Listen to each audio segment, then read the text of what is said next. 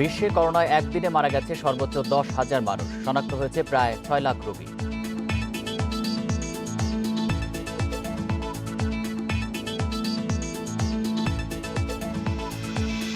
যুক্তরাষ্ট্রে বাইডেনের সরকার গঠনের তোড়জোড় শুরু, সহযোগী রন ক্লেইনকে চিফ অব স্টাফ মনোনয়ন।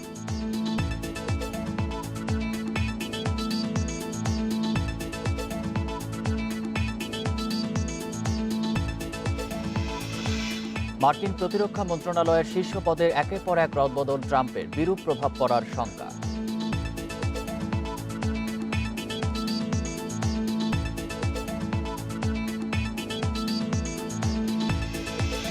চীনের অনলাইন শপিং ডেতে একদিনে রেকর্ড $74 বিলিয়ন বিক্রি, আগের চেয়ে বেড়েছে 239 ভাগ।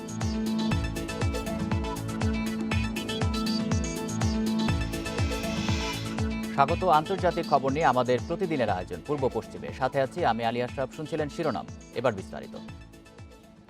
11 মাস পেরিয়ে গেলেও বিশ্বের বেশিরভাগ দেশেই লাগামহীনভাবে বেড়ে চলেছে করোনা ভাইরাসের সংক্রমণ। বুধবার বিশ্বে করোনায় মারা গেছে 10,000 মানুষ। সর্বোচ্চ 6 লাখ মানুষের দেহে করোনা ভাইরাস শনাক্ত হয়েছে। এ নিয়ে বিশ্বব্যাপী মোট প্রাণহানি 12,88,000-এর বেশি। মোট আক্রান্ত 5,28,00,000 ছাড়িয়েছে। আবারও করোনা ভাইরাসে দৈনিক শনাক্তের সংখ্যায় রেকর্ড হয়েছে। বিশ্বের 217 দেশ ও অঞ্চলে 24 ঘন্টায় 6 লাখ মানুষের দেহে এই ভাইরাস শনাক্ত হয়েছে। যুক্তরাষ্ট্রে একদিনে করোনায় 1,314 জনের মৃত্যু হয়েছে। নতুন শনাক্ত হয়েছে 1,32,000 রোগী। নিউ ইয়র্কের দ্বিতীয় দফার সংক্রমণ রুখতে কড়াকড়ি আরোপ করেছেন সেখানকার মেয়র। সংক্রমণ বেড়েছে ইলিনয়েস, মিনেসোটা, ক্যালিফোর্নিয়া ও ফ্লোরিডায়। যুক্তরাজ্যে বুধবার 595 জনের প্রাণহানি হয়েছে। নতুন রোগী মিলেছে 23,000। দেশটিতে গত 28 দিনে 50,000 মানুষ করোনায় মারা গেছে বলে জানিয়েছে সরকার। ফ্রান্সে 328 জনের মৃত্যু ও নতুন 35,000 রোগী মিলেছে। বিভিন্ন শহরে লকডাউন জারির পরও ইতালিতে বুধবার 623 জন করোনায় মারা গেছে। নতুন শনাক্ত হয়েছে 32,000 রোগী। স্পেনে একদিনে 19,000 রোগী শনাক্ত হয়েছে। জার্মানিতে বুধবার 20,000 রোগী মিলেছে। লকডাউন জারি না হলেও ডুসেলডর্ফকে করোনার হটস্পট চিহ্নিত করে মাস্ক পরা বাধ্যতামূলক করা হয়েছে। রাশিয়াতেও 19,000 রোগী শনাক্ত হয়েছে। পোল্যান্ডে হু হু করে বাড়ছে সংক্রমণ। একদিনে 25,000 রোগী পাওয়া গেছে সেখানে। গ্রিসে করোনার বিস্তার রুখতে দেশজুড়ে কারফিউ জারি হয়েছে। করোনার উপসর্গ থাকায় চীনের তিয়ানজিন শহরে 2টি অঞ্চলের সব বাসিন্দার করোনা পরীক্ষা করেছে কর্তৃপক্ষ। তবে কোভিড শনাক্তকারী নিউক্লেইক অ্যাসিড টেস্টিংয়ে 65,000 বাসিন্দার কারো দেহে ভাইরাস পাওয়া যায়নি বলে জানিয়েছে স্বাস্থ্যকর্মীরা। এদিকে কিছুদিন কম থাকার পর আবার সংক্রমণ বেড়েছে ভারত ও ব্রাজিলে। বুধবার দুই দেশেই যথাক্রমে 48,000 করোনা রোগী মিলেছে। প্রশান্ত মহাসাগরীয় দেশ ভানুয়াতুতে প্রথমবারের মতো একজন করোনা রোগী শনাক্ত হয়েছে। 23 বছর বয়সী ওই রোগী সম্প্রতি যুক্তরাষ্ট্র থেকে দেশে ফিরেছেন। কোয়ারেন্টিনে থাকার 5ম দিনে তার শরীরে ভাইরাসটির উপস্থিতি পাওয়া যায়। Lutfa Fauzia, independent news. প্রশাসনে লোক নিয়োগ শুরু করেছেন নির্বাচিত প্রেসিডেন্ট জো বাইডেন। দীর্ঘদিনের সহযোগী রন ক্লেইনকে নিজের চিফ অব স্টাফ হিসেবে মনোনয়ন দিয়েছেন তিনি। বৃহস্পতিবার হোয়াইট হাউসে চিফ অব স্টাফের নাম ঘোষণা করে বিবৃতি দিয়েছেন। হোয়াইট হাউসে ক্লেইনের দীর্ঘদিনের অভিজ্ঞতা আছে বলে তাকে এই দায়িত্বে দেওয়া হচ্ছে বলে জানান বাইডেন। এই ঘোষণার পরপরই ক্লেইন এক বিবৃতিতে জো বাইডেনকে ধন্যবাদ দিয়েছেন। হোয়াইট হাউসে ক্ষমতাধর পদগুলোর একটি চিফ অব স্টাফ। বহু বছর ধরে ক্লেইন বাইডেনের বিশ্বস্ত উপদেষ্টা। এর আগে Ron Klain Democrat president Bill ক্লিন্টনের প্রশাসনে ভাইস প্রেসিডেন্ট আল গোরের চিফ অব স্টাফ এবং বারাক ওবামা প্রশাসনে ঊর্ধ্বতন হোয়াইট হাউস কর্মীর দায়িত্বে ছিলেন।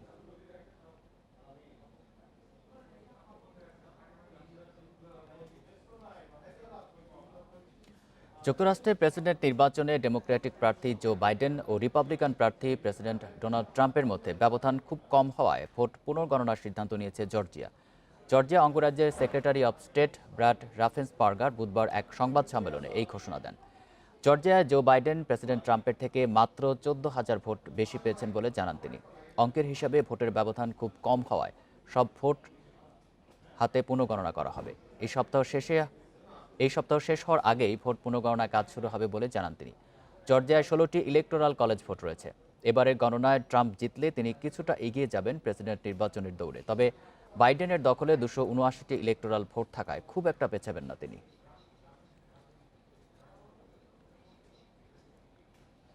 আলাস্কায় জয় পেলেন ডোনাল্ড ট্রাম্প। 3 ইলেকটোরাল ভোটের আলাস্কায় 75% ব্যালট গণনায় 57% ভোট পেয়েছেন ট্রাম্প। জো বাইডেন পেয়েছেন 39% ভোট। 2016 সালের নির্বাচনেও এই রাজ্যে বড় জয় পেয়েছিলেন 45তম মার্কিন প্রেসিডেন্ট। এবারে নির্বাচনের শুরুতে হাড্ডাহাড্ডি লড়াইয়ের আভাস মিললেও শেষ দিকে একচেটিয়া সমর্থন পেয়ে প্রেসিডেন্ট পদে এগিয়ে যান ডেমোক্র্যাট প্রার্থী বাইডেন। তিনি 50% ভোটে 290 ইলেকটোরাল জিতেছেন। অন্যদিকে ট্রাম্প 47.5% ভোটে পান 217 ইলেকটোরাল। যুক্তরাষ্ট্রের প্রেসিডেন্ট হতে 270 ইলেকটোরাল ভোটের প্রয়োজন হয়।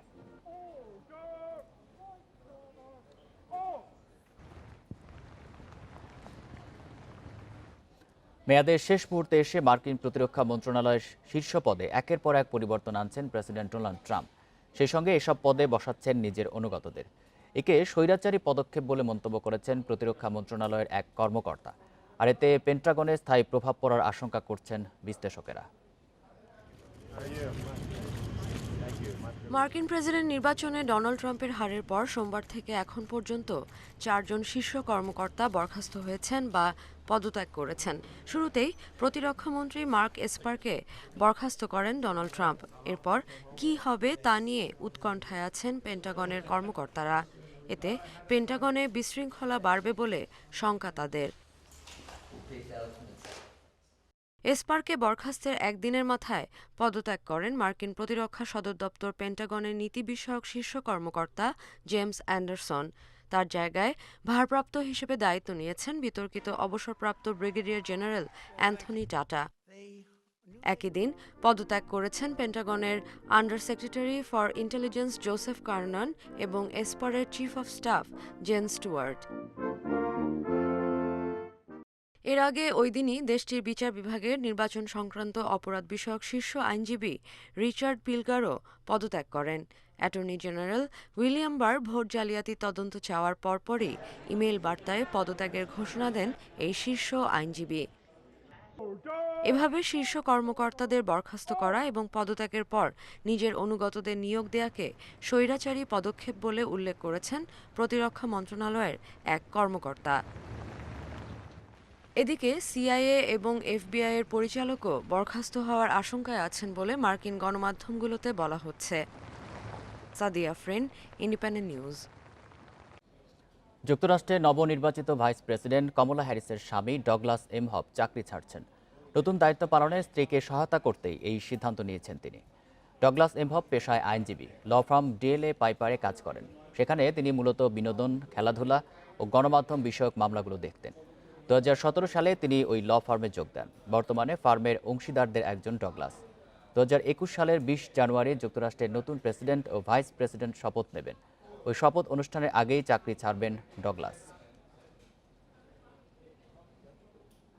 হংকংয়ে গণতন্ত্রপন্থী 4 আইন প্রণেতাকে বহিষ্কারের জেরে পদত্যাগের ঘোষণা দিয়েছেন আরও 15 আইন প্রণেতা।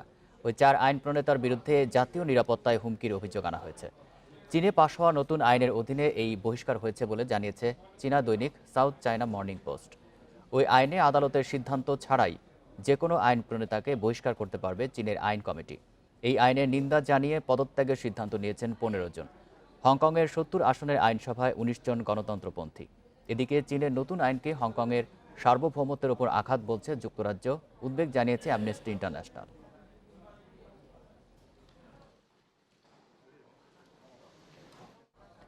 ফিলিপাইনে আঘাত হেনেছে এবছরের সবচেয়ে শক্তিশালী টাইফুন ভ্যামকো। ঘন্টায় 140 কিলোমিটার গতিতে রাজধানী ম্যানিলা ও উপকূলীয় কুইজন প্রদেশে টাইফুনের আঘাতে একজন মারা গেছে। নিখোঁজ রয়েছে 3 জন। বুধবার রাতে আঘাত হানে শক্তিশালী টাইফুনটি।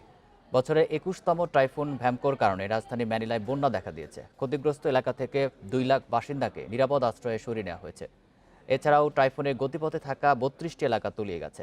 কয়েক এলাকায় ভূমিধসের কারণে নষ্ট হয়ে গেছে ফসলি জমি। ঝড়ের কারণে ম্যানিলায় বিমান ও গণপরিবহন ব্যবস্থা বাধাগ্রস্ত হয়েছে। বন্ধ ঘোষণা করা হয়েছে সরকারি অফিস, আদালত ও ব্যবসা প্রতিষ্ঠান। এদিকে দেশটির আবহাওয়া অধিদপ্তর বলছে ফিলিপাইনে তাণ্ডব চালানোর পর ভিয়েতনামের দিকে এগোচ্ছে ভ্যামকো।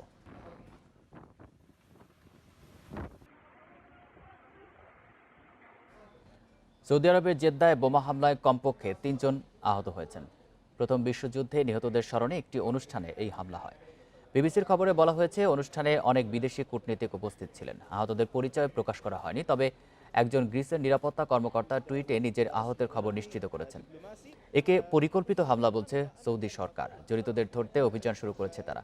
হামলার নিন্দা জানিয়ে বিবৃতি দিয়েছে জেদ্দার ফরাসি দূতাবাস। গত 29 অক্টোবর জেদ্দার ফরাসি কনসুলেটে ছুরি হামলায় এক নিরাপত্তা কর্মী আহত হন। এদিন ফ্রান্সের নিজ শহরে ছুরি হামলায় মারা যান 3 জন। اللحظات إن شاء الله القريبة القادمة في بيان رسمي يوضح ما حدث حسن وحصول حادثة। করোনা মহামারীর মধ্যেও একদিনে রেকর্ড $74 বিলিয়ন বিক্রি হয়েছে অনলাইন শপিং ইভেন্ট চীনের সিঙ্গলস ডেতে। বিবিসি জানিয়েছে, আগের চেয়ে বিক্রি বেড়েছে 239 ভাগ। এবছর বিলাসবহুল নানা ব্র্যান্ড আলিবাবার প্ল্যাটফর্মে যোগ দেয় বিক্রি বেড়েছে বলছেন বিশ্লেষকেরা। এছাড়াও মূল্য ছাড়ের এই সুযোগ কাজে লাগিয়েছেন ক্রেতারাও। সুনাম নষ্টের শঙ্কায় সিঙ্গেলস ডেতে ছাড়ের উৎসবে যোগ দিত না বিশ্বের বিলাসবহুল অনেক ব্র্যান্ড। কিন্তু এবার প্রথম আলিবাবার অনলাইন বিক্রয় উৎসবে অংশ নিয়েছে অ্যাপেল, প্রাডা, কার্টিয়ার, ক্লোই, বালেন্সিয়াগারের মতো 200 বিলাসবহুল পণ্যের প্রতিষ্ঠান। করোনার কারণে বছরের প্রথম থেকে মন্দায় এসব প্রতিষ্ঠান, তাই ক্ষতি পুষিয়ে নিতে রীতি ভেঙে সিঙ্গেলস ডেতে অংশ নিয়েছে ব্র্যান্ডগুলো। ফলে গত বছরের চেয়ে বিক্রিও বেড়েছে 239 ভাগ। এবার 3,50,000-এর বেশি স্থানীয় এবং আন্তর্জাতিক ব্র্যান্ডের পণ্য ছিল আয়োজনে। বিবিসির প্রতিবেদন অনুযায়ী ডাবল ইলেভেনে বিক্রি ছাড়িয়েছে $7,400 কোটি, যা গত বছর ছিল $3,100 কোটি। করোনার মধ্যেও বিক্রি বেড়েছে $4,300 কোটি, যা এই পর্যন্ত সর্বোচ্চ। স্বাস্থ্য সুরক্ষার পণ্যের পাশাপাশি তাজা শাকসবজির চাহিদা ছিল সবচেয়ে বেশি। করোনার কারণে এবছর আমরা তেমন কেনাকাটা করিনি, তাই সিঙ্গেলসের ছাড়ের সুযোগে অনেক দামি পণ্য সাশ্রয়ী দামে পেয়েছি। প্রতি বছর এদিনে বিভিন্ন ধরনের পণ্য কিনে থাকি এবং এবারও কিনেছি, তবে কুপন না থাকায় তেমন ছাড় পাইনি। করোনায় ক্ষতিগ্রস্ত স্থানীয় ব্যবসায়ীদের লোকসান কমাতে আলিবাবা তাদের বিক্রির সময় বাড়িয়েছে, যার ফলে বেশি কেনাকাটার সুযোগও পেয়েছেন চীনা ক্রেতারাও। এবারের সিঙ্গেল ডেতে যে হারে বিক্রি বেড়েছে তাতে বোঝা যায় চীন করোনার ক্ষতি কাটিয়ে উঠেছে। এখন তারা মান দেখে পণ্য নির্বাচন করেন। বুধবার সিঙ্গেলস ডের প্রথম কয়েক ঘন্টাতেই বিক্রি ছাড়িয়ে যায় $5,600 কোটি। কপ্তিয়া মুমতাহানা, ইন্ডিপেন্ডেন্ট নিউজ। ব্রেক্সিটের পরও বাংলাদেশের জন্য জিএসপি সুবিধা বহাল থাকবে যুক্তরাজ্যে। দেশটির সরকারের এক সংবাদ বিজ্ঞপ্তিতে জানানো হয়েছে, সারা বিশ্ব থেকে ভিন্ন শুল্ক কাঠামোতে পণ্য আমদানি হলেও স্বল্পোন্নত আর উন্নয়নশীল দেশগুলোর পণ্য যুক্তরাজ্যে শুল্কমুক্ত প্রবেশাধিকার পাবে। এর ফলে ব্রেক্সিটের পরও বাংলাদেশ সহ 47টি স্বল্পোন্নত দেশ শুল্কমুক্ত সুবিধা পাবে যুক্তরাজ্যে। বুধবার যুক্তরাজ্যের আন্তর্জাতিক বাণিজ্য বিষয়ক মন্ত্রী লিজ ট্রুস জানান, যুক্তরাজ্য এখন ইউরোপীয় ইউনিয়নে নেই। ব্রেক্সিট পুরোপুরি কার্যকর হলে দেশটির আমদানিকারকেরা বিশ্বের দরিদ্র দেশগুলোকে পোশাক ও শাকসবজির মতো নিত্য প্রয়োজনীয় পণ্যগুলোতে শূন্য শুল্ক বা হ্রাস শুল্ক দেওয়া অব্যাহত রাখবে। এটি উন্নয়নশীল অর্থনীতির দেশগুলো সুদৃঢ় শিল্প প্রতিষ্ঠা, কর্মসংস্থান সৃষ্টি এবং দীর্ঘমেয়াদে বিদেশি সহায়তার উপর নির্ভরতা কমাতে সহায়তা করবে বলে মনে করেন লিজ। যুক্তরাষ্ট্র, জার্মানির পর যুক্তরাজ্যে বাংলাদেশ তৃতীয় বৃহত্তম পণ্য রপ্তানিকারক দেশ।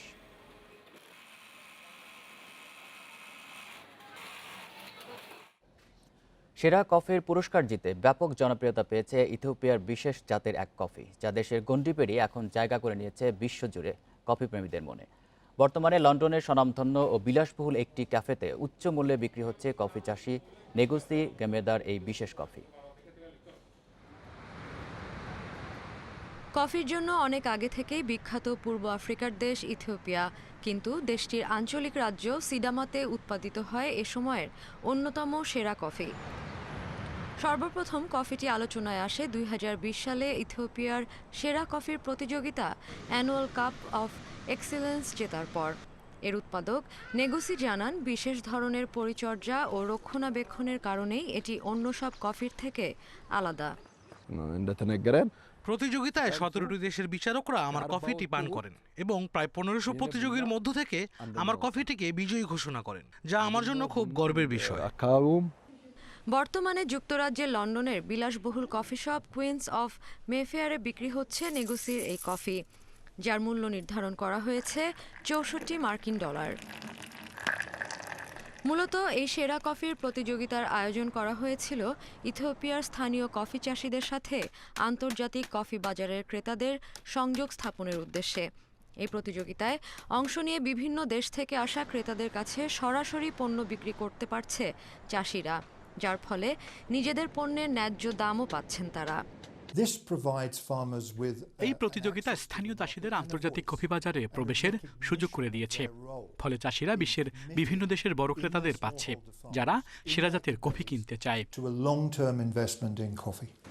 7 বছর আগে ছোট্ট পরিসরে এই বিশেষ জাতের কফি উৎপাদন কার্যক্রম শুরু করেন নেগুসি। এই প্রতিযোগিতার আগে শুধু স্থানীয় বাজারে কফি বিক্রি করতেন তিনি, কিন্তু বর্তমানে বিশ্বের বিভিন্ন দেশ থেকে অনলাইনে তার এই কফি কিনতে চায় ক্রেতারা। আর তাই আগামী বছর আরও বড় পরিসরে কফি চাষের প্রকল্প হাতে নিয়েছেন নেগুসি। সাদিয়া ফ্রেন্ড, ইন্ডিপেন্ডেন্ট নিউজ। এ ছিল পূর্ব পশ্চিমে ইন্ডিপেন্ডেন্ট টেলিভিশনের সব খবরের আরও বিস্তারিত জানতে চোখ রাখুন ফেসবুক, ইউটিউব এবং টুইটারে। ধন্যবাদ সবাইকে।